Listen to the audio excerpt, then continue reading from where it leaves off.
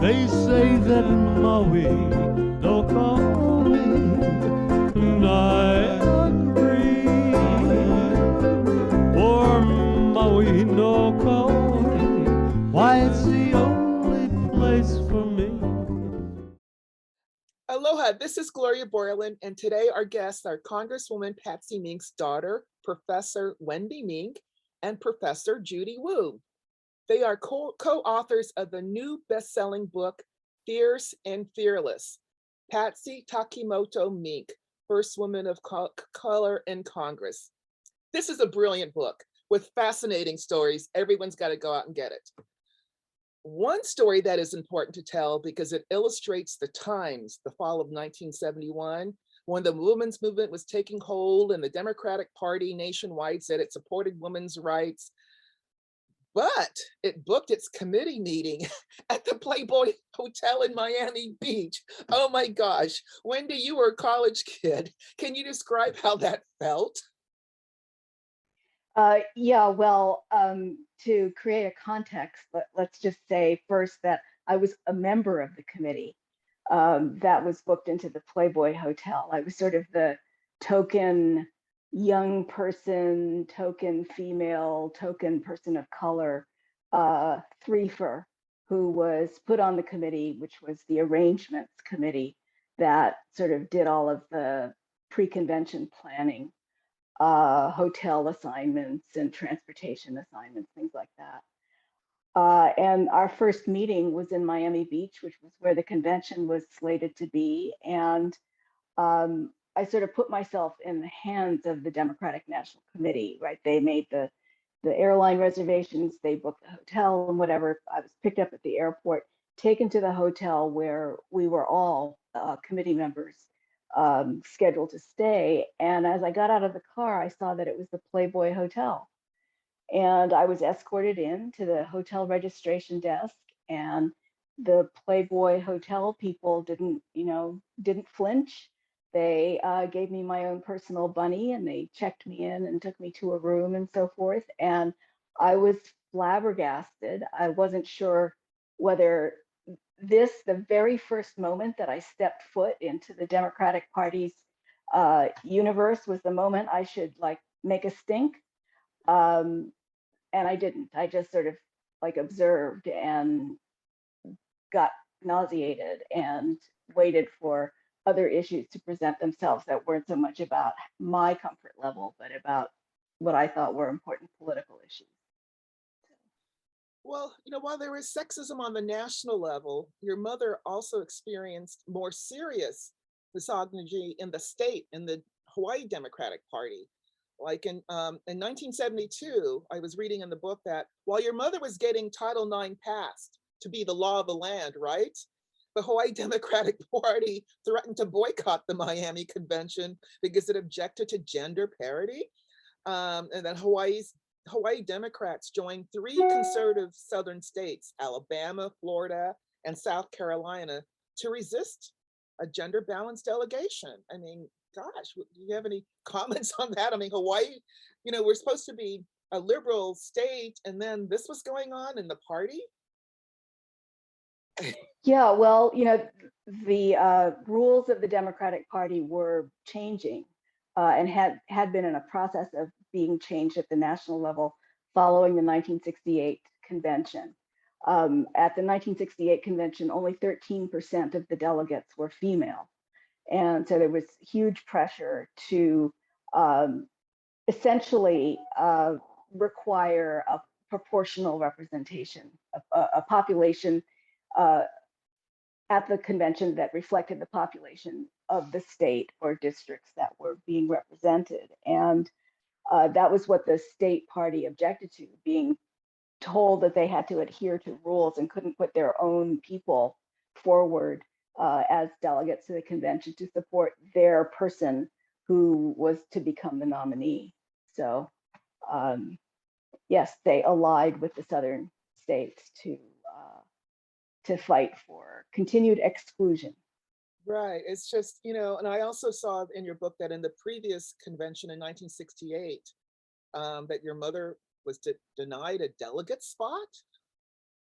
I mean, This is the convention where Senator Noy was the keynote speaker. Hubert Humphrey was the nominee, and they didn't even want your mother to be a delegate. She's the highest ranking Democratic woman in the state of Hawaii.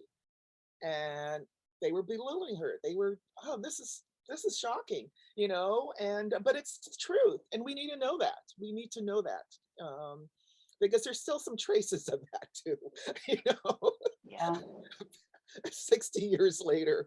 But anyway, so it was just, yeah. And when I was interviewing Claire Shimabukuro, her mother, who was your mom's campaign manager in the 1956 and 1958 campaigns, she said that they were bullied, that they were harassed. They were told, no, women do not belong in politics, and they were pressured to get out. And Claire said she remembers walking into the living room and seeing her mother and Patsy Mink crying on the sofa because it was so awful. The bullying and the harassment was so awful that they came home and cried in the living room. That was the times.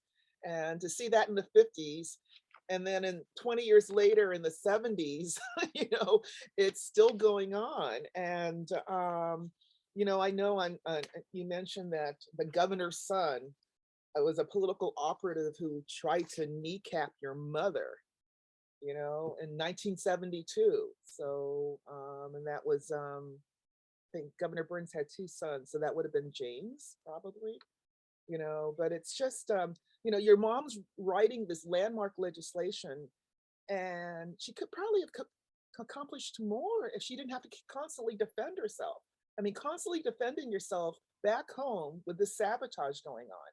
I mean, that's difficult, that for any person. It's just amazing what she was able to accomplish despite all the shenanigans and the sabotage going on back home in Hawaii. And we women in the Democratic Party of Hawaii need to talk about that, and they need to apologize for their behavior. So anyway, enough, but that's what came out to me in the book.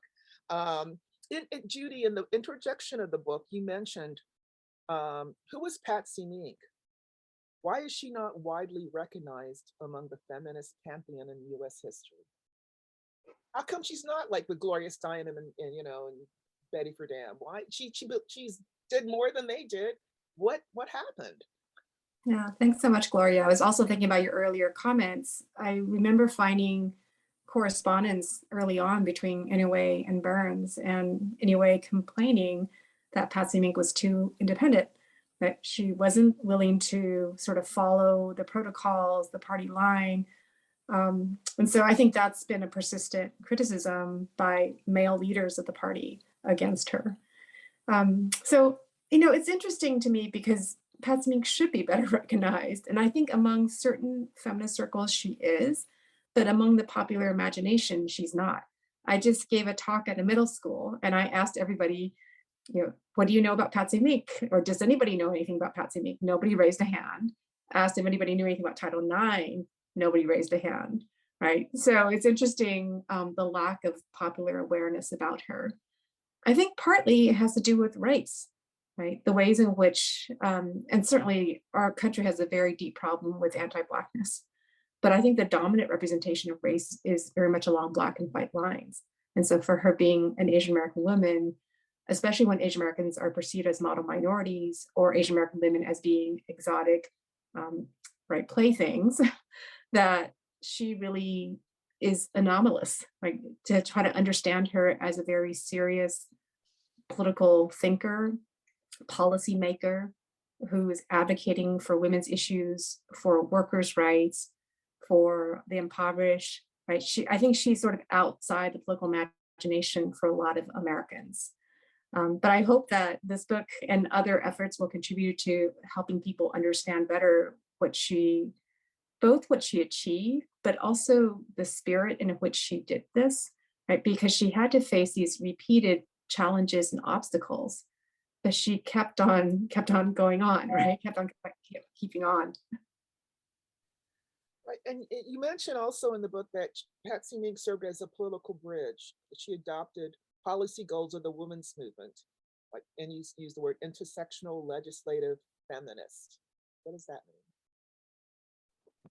Yeah, I was really attracted to Patsy Mink because she wasn't just a lone spokesperson. And she wasn't just in Congress advocating her ideas, but she was in conversation with activists who were developing new understandings about gender equity, racial equity. And she was trying to figure out ways to translate those ideas into policy. And so I think that bridge between movement activists and being a legislator is so powerful. And also, I appreciate her political vision that instead of just thinking about law as this universal tool for a universal citizen, she is thinking about people who have traditionally been left out of the American polity. So thinking about women, thinking about people of color, thinking about working people, right? So how can the law, right? How can the government serve as a resource for those who've been marginalized, and how can they more fully be incorporated into American society? You know, I saw in 1970, the Women's Equity Action League brought a class action lawsuit against every medical school in America receiving federal aid. That was in October 1970. And the suit claimed the schools had discriminated against women, the medical schools. And then 2 years later, Title IX prohibits any education program from discriminating against a person based on gender. So that's an example of Patsy Mink working with women's organizations. You know, I mean, they did the class action lawsuit, but courts take a long time. So, you know, she says, I'm going to create this law so that women can get into medical school, right? But that's an example, I think, right? Well, yeah, there were other lawsuits that the National Organization for Women, as well as the Women's Equity Action League, were filing against universities in general, not just specific paths within universities. So it was an education-wide challenge, and it was a sort of policy community-wide, feminist policy community-wide challenge to figure out the best way to accomplish the promise of equality, to create a guarantee of equality and equity, which ends up as Title IX of the Education Act Amendments of 1972. One thing that I found really fascinating in your book was this section on nuclear testing in the 1950s, and that your parents took you when you were a little girl to witness the nuclear testing blast. I think it was August 11th, 1958, that evening. You drove from your family home in Waipahu up Cuneo Road towards Wahiawa, and up on the rise, looking down towards Barbara's Point and Waianae, was an open air nuclear test at Johnson Island. I'm like, oh my gosh. And you saw that. Yeah, Could you describe that? It's just amazing. it was bearing witness to the horror of the nuclear tests and the power of bombs, that you could see the detonation from whatever it was, 700 miles away, right on the horizon in the sky, in a very dramatic fashion. A community of anti-nuclear weapons folk in Hawaii had organized protests of the tests, and had supported a very organized protest that had happened earlier in the spring of that year. And they were the people who had the I think of it as a nuclear phone tree, but they had a phone tree organized so that everybody who was within this coalition would be notified when the Navy let people know that the bomb was about to be detonated. And so we all went up to this rise above Barbara's Point, and looked south and west in order to attest to what we were going to see. Yeah. And also, you in the book you mentioned that your Patsy Mink had a science mind because she majored in zoology, and also she was a chemistry major. So she had a science Mhm. mind. And your father also had a science mind as a geologist. So the science mind, they did research, and they knew there was radiation was dangerous to human beings and to all life, right? and Mhm. and that wasn't, the story wasn't getting out. It wasn't, because there was an open air testing. The whole So Right, it was atmospheric testing, right. right, okay. And you, what school did you go to in Hawaii? People in Hawaii always want to know what elementary school. For elementary school, I went to my school in Nuuanu. Um, And because you said that you entered first grade as a 6-year-old after witnessing an atomic bomb in the sky. That was right, in right. August, and in September you go to school as a first grader, and it's like amazing. Um, and after your mother got elected to Congress, your family moved to the Washington, D.C. area, first settling in Arlington, Virginia in 1965. In 1965, interracial marriage was still illegal in Virginia. Can you describe what happened to you when you entered school in the 7th grade in Arlington, Virginia? Uh, well, the whole situation, quite apart from my parents' marriage, the whole sort of uh, racial dynamic and sort of racist stratification in school was pretty appalling to me. That was the first thing I noticed just on the school bus. You know, Brown versus Board had been decided 10 years before, and I suppose there was no valid way that the state of Virginia could keep Black kids off the bus, but inside the bus, segregated, the white kids segregated Black students from them. And, there was, where was I supposed to sit kind of moment for me on the very first day. I was told not to sit in the front of the bus by the white students. So I knew my place. But as for the interracial marriage situation, I'm not entirely sure that my parents were aware that a problem would arise from their interracial marriage when we decided to move into an apartment in Virginia. But pretty quickly in school, the issue was imposed upon me. At this point, 1965 was uh, a year during which the Loving v. Virginia case was making its way through the courts to ultimately the Supreme Court in 1966-67. And the law that the Lovings were challenging was Virginia's law that declared interracial marriage a crime, right? So potentially my parents were criminals. That was one dimension of the problem. And people, I don't think the students knew this necessarily independently of adults telling them this, but probably from parents or whatever, they were, told to be suspicious or look askance or stigmatize me as a product of a crime. And then eventually it sort of played out as not only was I a product of a crime, but I was also definitionally, quote unquote, illegitimate because my parents' marriage was not valid. And, all of that was pretty intense, right? Because it was not anything that it was nothing I could translate prior experience from Hawaii. And it was not something that I was, as a not all that systematic newspaper reader at the age of 12, that I was, all that familiar with. So my parents spent a few weeks trying to assure me that their marriage was legal. That was their sort of first response, by talking about that. We had many dinners in which we talked about the full faith and credit clause of the Constitution. But that didn't really work. And I think sort of once the issue of illegitimacy came up, we decided to move to Maryland, get out of Virginia.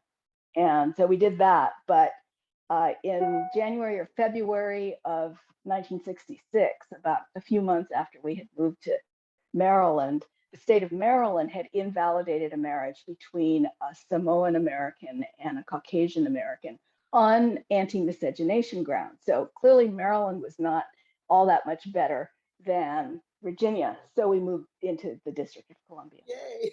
Yay, DC! Yeah. Yay, DC! Yeah. Forget the suburbs. Okay. Can you describe Congresswoman Patsy Mink's friendship with Congresswoman Shirley Chisholm and Bella Abzug? I can't describe the friendship with Congresswoman Chisholm too specifically because I didn't witness it that much.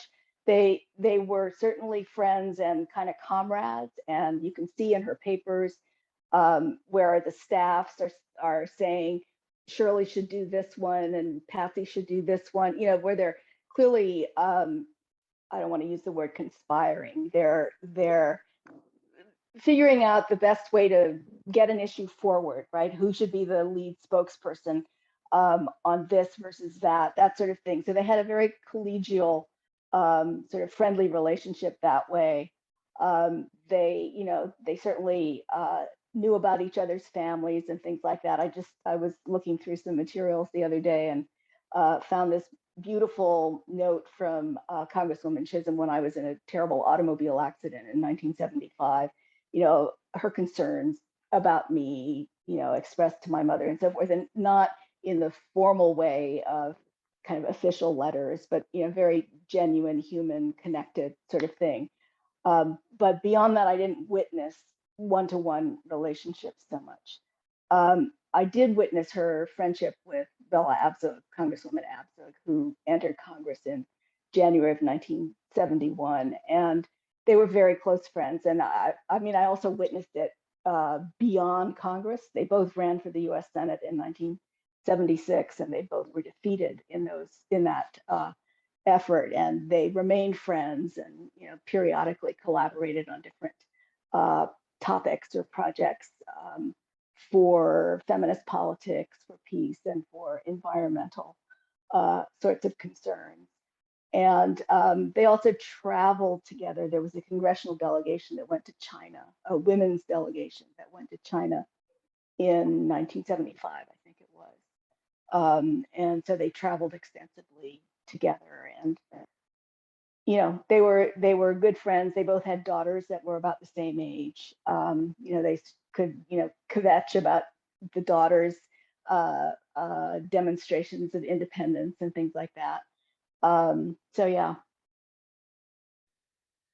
Patsy Mink wrote most people don't know this, but she wrote the first national daycare bill. And can you tell us, Judy, about her efforts in that early childhood education sphere? Because she's not noticed, you know, it's amazing because that's still an issue that we're talking about and debating today. Yeah, she advocated at the federal level and at the local level when she was back in Honolulu City Council. So it was something that was very consistent as part of her core set of beliefs. She talked about childcare as something that would benefit both men and women, but she recognized that for women, there was the cultural expectation that they would perform the labor, and that without childcare, there would not be the possibilities of pursuing a career, potentially an education, you know, all these opportunities that women were advocating for during that time period. But something that really struck me is that she was also emphasizing quality childcare, right? So she talked about early childhood education, that it wasn't just some place to put a child, but some place that could really foster the child's potential, right? Their lifelong potential. And this is something that she really believed in deeply. I know it comes from her own experience of being a mother, and the efforts that they made in terms of juggling their career aspirations and their roles as parents. It's something that many women were experiencing during that time period. The need for childcare, especially for young children, and the numbers of working mothers, increasing numbers of working mothers during the post-World War II period. But it was also going even further back in time, thinking about the women who worked on the plantations and the lack of attention given to them as mothers. Like, they were imported because they were seen as a domesticating influence on men. Maybe they could deter labor activism, but these women were also exploited. They were paid less to work long hours in the fields. When they came home, they also cooked and cleaned, sometimes for pay for other men who didn't have wives. There was very little attention given to their needs as mothers. When they gave birth, they were back in the fields fairly soon after that. There was no attention given to care for their children. So I think this longer historical awareness of the needs of women for childcare is something that really shaped the way she thought about the need for federal support for this. Yeah, so she had the legislation passed in the House, it passed in the Senate, Nixon said he was going to sign the bill and make it law.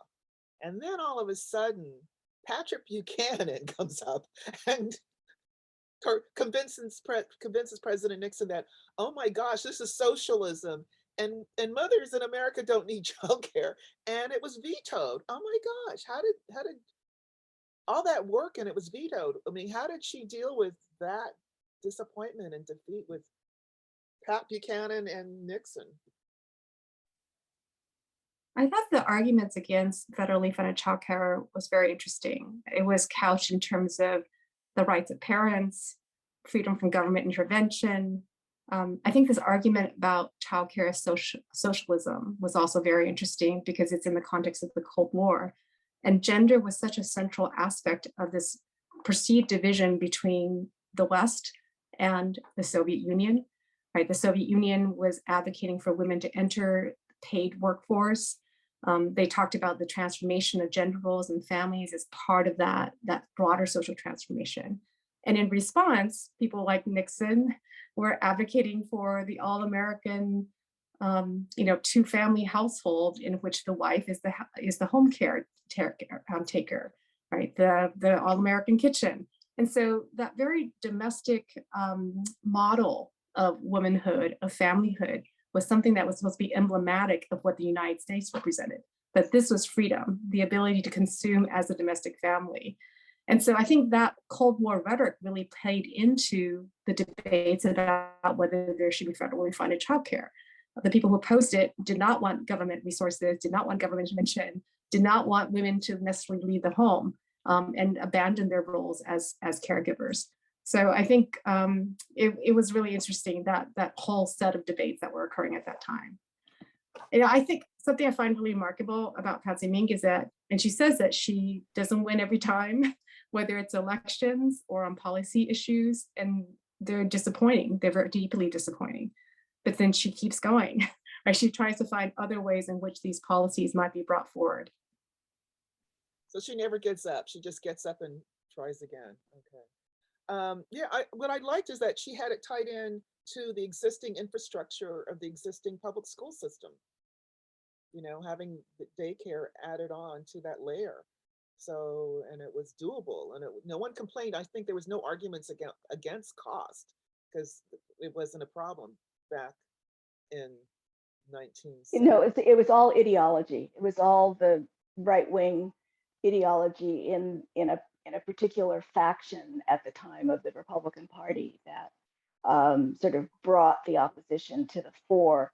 Probably in the spring and summer of 1971 is when it really sort of gets going. And once it takes on a life of its own, Nixon, decides to just follow their lead and vetoes it. Also what I noticed in your book is that some personal history about your mother's, I think, grandparents who came from Japan, and that her grandfather was in a plantation system but was abused, and because of the abuse he ran away or became a fugitive or something like that. Right, he jumped his contract. Yeah, he was brought over from Japan to work on Oahu, I think at IAEA sugar, and he couldn't stand the working conditions and the treatment of workers, and so he bailed and went to Maui to get out of having to work through that indentured period that he had signed up for. So yeah, the missionary plantation owners have this myth that everyone got along and all the races got along, and it was like happy plantation, right? But what if you do research and like you've done, it's like the conditions were horrible. They were horrendous, and the beatings that the workers were beaten by the lunas with a whip, so that ideal plantation life was not ideal. So see that, and that your mother's grandmother was abused by her first husband, so she left him and they both lived in rural jungle kind of forest In of, the forests of the northeastern slope of Haleakala. Yeah, right? for a number of years, they lived in a tent and a shack Yeah, um, in the bamboo forest. yeah, Sounds kind of tropical, but I think it was a harsh existence. very harsh. And that his one of his first jobs on Maui was as a ditch digger for the irrigation water, Hmm. digging the ditches for the plantations and the water that they needed. Yeah. Wow. And his granddaughter is a congresswoman. It's amazing. Yeah. I think it's great. And the other thing I saw in your book that you mentioned was Native Hawaiian scholar Honani K. Trask and characterizing Asian Americans as settler colonists. Um, and I just wanted to know what you found or thought what was Patsy Mink's relationship with Native Hawaiian the civil rights movement for Native Hawaiians at that time. Yeah, I mean, I think overall, Patsy Mink's orientation towards equal rights, towards a full role at the table of statehood, political representation.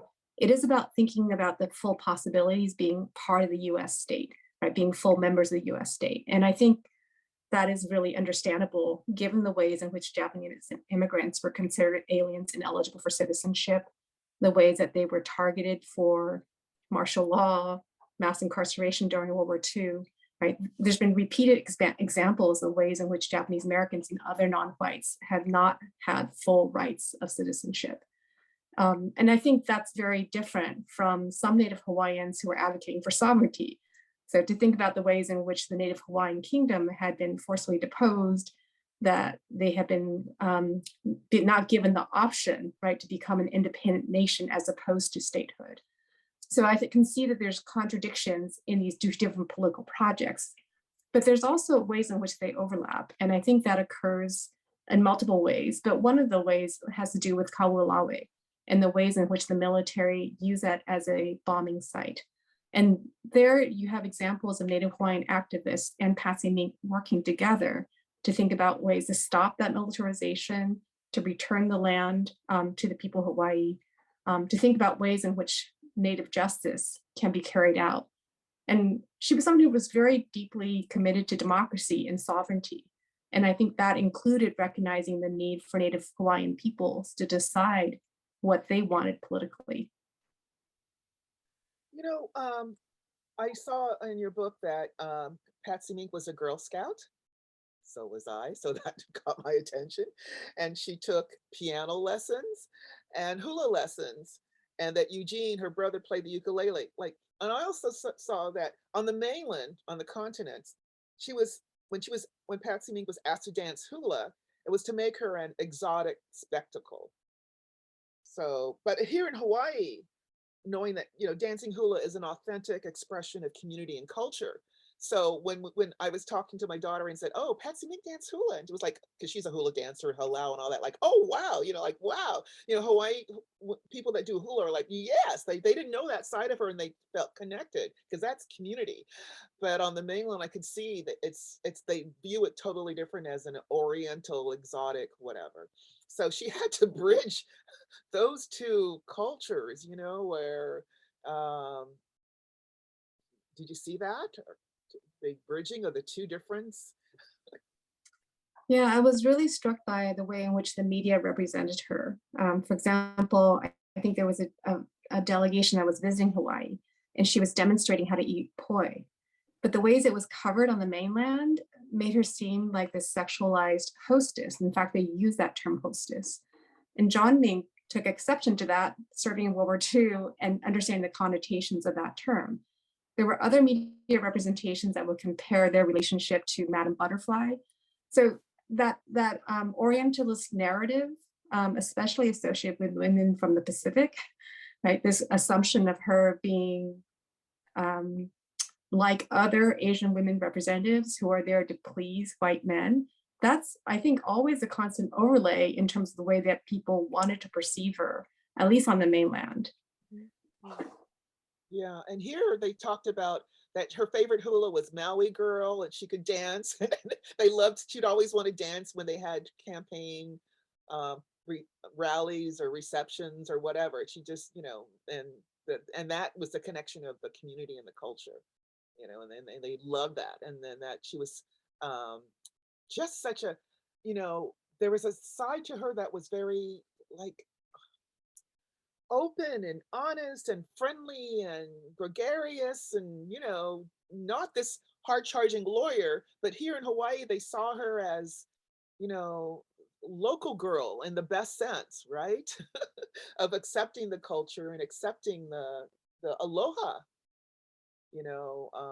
they saw the aloha side of her that she got from being raised in Maui, that people found attractive. I kept hearing that all over and over, like, oh, the stereotype that you see that she's a hard charging lawyer, legislator, lawmaker, right? But they also see this, they remember sides of her of being generous and caring, and they said that she threw the best Christmas parties.